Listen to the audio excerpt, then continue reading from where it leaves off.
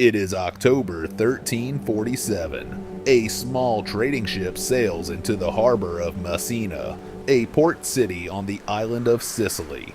The ship has come from a port in Crimea, a long journey across the Black Sea and the Mediterranean. It is carrying spices, silks, and something else, something nobody yet has a name for. The harbor master, a man whose name history did not record, watches the ship dock. He notices something is wrong almost immediately. Of the original crew of 60 sailors, only 12 are still alive. The 12 who survived the journey are not really alive in any meaningful sense. They have black swellings on their necks the size of apples.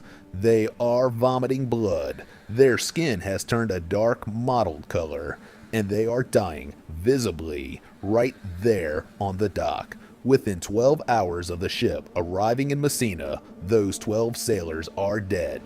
By the time the panicked authorities order all foreign ships to leave the harbor, it is already too late.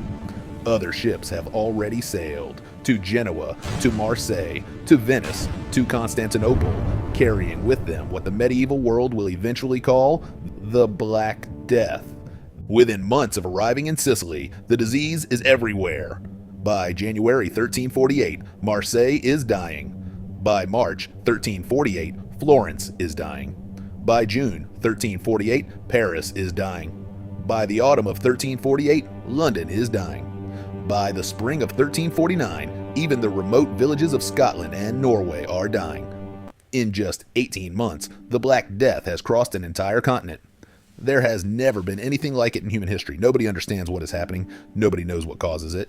And the explanations they invent are, to put it kindly, unhelpful. Some people believe it is God's punishment for human sin. So they begin punishing themselves. Groups called the Flagellants march from town to town, whipping themselves in public squares, convinced that suffering will appease an angry God. It does not work. Some people believe it is bad air rising from swamps. So they carry bouquets of flowers everywhere, convinced the smell will protect them. It does not work.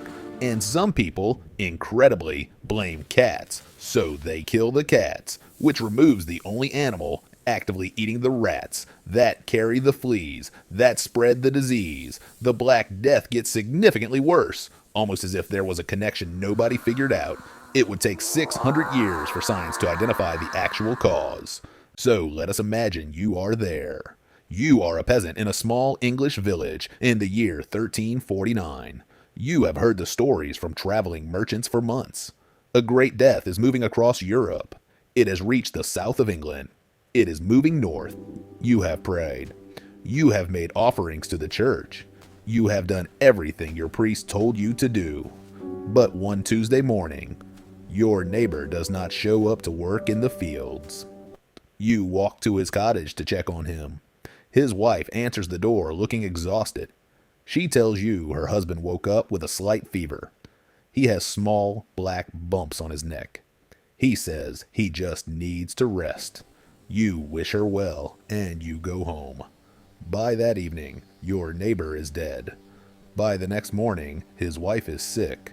By the following day, 3 more families in your village have the same symptoms. Within a week, half your village is dead.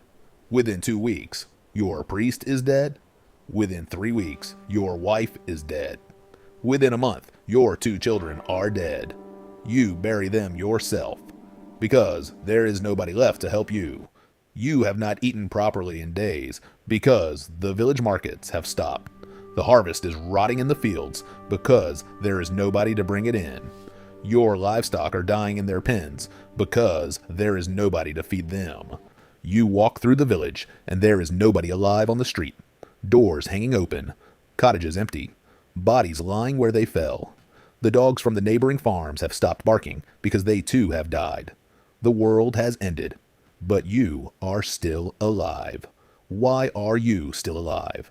Here is the part that nobody could explain at the time. Some people did not die. In a village where 80% of the population died, 20% survived, the same exposure, the same disease, the same conditions. Different outcomes. Why? Medieval people had no answer to this question, so they invented answers. The survivors must have been more pious. They must have been better Christians. Or they must have been hiding something. Some survivors were accused of witchcraft simply for surviving. Others were accused of having made deals with the devil. The actual answer, which we now know, is genetics. Some people had a specific genetic mutation that gave them partial immunity to the bacterium. That mutation has been traced through European DNA across centuries. Many modern Europeans alive today carry that exact same mutation, inherited from their ancestors, who survived the Black Death, because they were, quite literally, born lucky. By 1351, the worst is over. The Black Death has burned through Europe for 4 years. It has killed approximately 25 to 50 million people. That is somewhere between a third and half of everyone on the continent. The world that emerges is not the world that went into it. You, the survivor, discover something strange. You can charge more for your work than you ever could before, because half the workers are dead. The Lord who used to own you cannot find replacements. He has to pay you actual wages for the first time in your family's history. You can move to a different village if you want. The Lord cannot stop you anymore, because he is desperate. The medieval feudal system, which had defined European society for 500 years, is suddenly broken. There are not enough peasants to maintain it.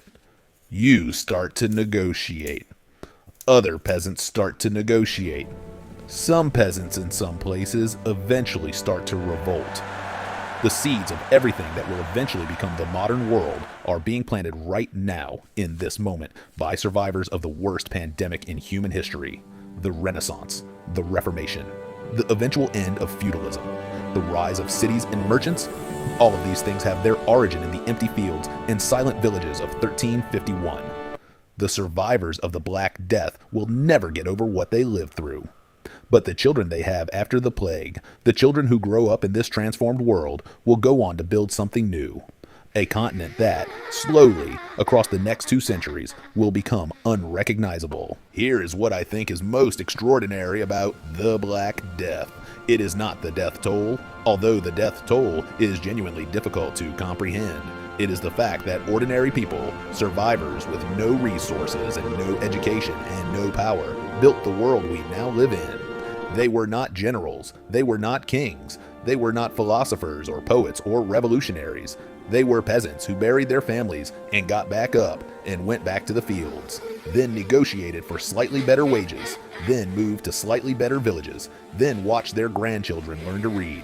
Their grandchildren built the cathedrals. Their great-grandchildren funded the Renaissance. Their great-great-grandchildren sailed to the Americas. History is not built by the people in the textbooks. It is built by the people whose names nobody ever wrote down. The people who survived the unsurvivable and kept going. The Black Death, the story of how Europe died and how Europe was reborn. Subscribe to Rewinding Europe. Every week, we travel back to a moment that changed everything. And drop a comment below. If you had been a peasant in 1349, would you have survived? I want to know your answer.